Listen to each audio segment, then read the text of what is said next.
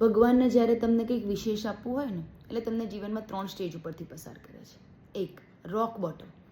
જીવનમાં જેટલું પણ ખરાબ થવાનું છે બધું તમારી પાસે થઈ જશે. તમને એક એવા સ્ટેજ ઉપર નાખી દેશે કે આનાથી વધુ તમને એમ થાય કંઈક ખરાબ નહીં થાય. દરેક વ્યક્તિના ચહેરા તમને બતાવી દેશે કે આ વ્યક્તિ તમારી આગળ કેવો છે અને હકીકતમાં કેવો છે, એવી પરિસ્થિતિ જ ઊભી કરી દેશે. અને એવા સમયમાં ભગવાન તમારી સૌથી વધુ નજીક હશે. ખાલી યાદ જ કરવાની જરૂર છે. અને યાદ કરશો ને એટલે બીજું સ્ટેજ શરૂ થશે, સેલ્ફ રિફ્લેક્શન. ભગવાન તમને આત્મમંથન કરાવશે. તમને કહેશે તું તારી અંદર જો, તારી જાતને ઓળખ અને પછી ત્યાંથી સ્ટાર્ટ કર. આપણે જ્યારે આપણી જાતને ઓળખીએ છીએ ત્યારે મનોમંથન કરીએ એટલે ખબર પડે છે ક્યાં મારી ભૂલ થઈ અને ક્યાંથી મારે નવી શરૂઆત કરવાની જરૂર છે. જેના ઉપર મેં ખોટા આંધળા વિશ્વાસ કર્યા હતા એ લોકોએ મને કેટલા છેતર્યું છે.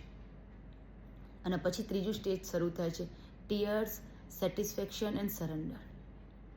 પછી આંખમાંથી પશ્ચાતાપ કે એ સમયનો જે આપણે આંખો બંધ કરીને જે ખોટા વ્યક્તિઓ એના ઉપર વિશ્વાસ મૂકે એના આંસુ, પશ્ચાતાપના. પછી એક સેટિસ્ફેક્શન, એક શાંતિ થાય છે કે હા બસ હવે મેં મારી જાતને સંભાળી લીધી છે. અને પછી આપણે ભગવાનમાં સરેન્ડર કરીએ છીએ કે પ્રભુ ભલે તે એને ખરાબ સમય બતાવ્યો પણ તે સાચા વ્યક્તિઓની ઓળખ કરાવી છે. અને પછી જે આપણી હાઈપ આવે છે, આપણને જે ઊંચાઈ ઉપર જવાનું હોય છે ત્યાં ભગવાન સાચી ઊંચાઈ ઉપર પહોંચાડે છે. અને એ વખતે આપણને તપાઈને એટલા સોના જેવા કરી દીધા હોય છે કે પછી આપણે બીજે પાછું વળીને જોતા નથી. એટલે જીવનમાં જો કઠિન સમય આવે ને તો તૈયાર થઈ જજો કે હવે સારો સમય આવવાનો છે. જય શ્રી કૃષ્ણ.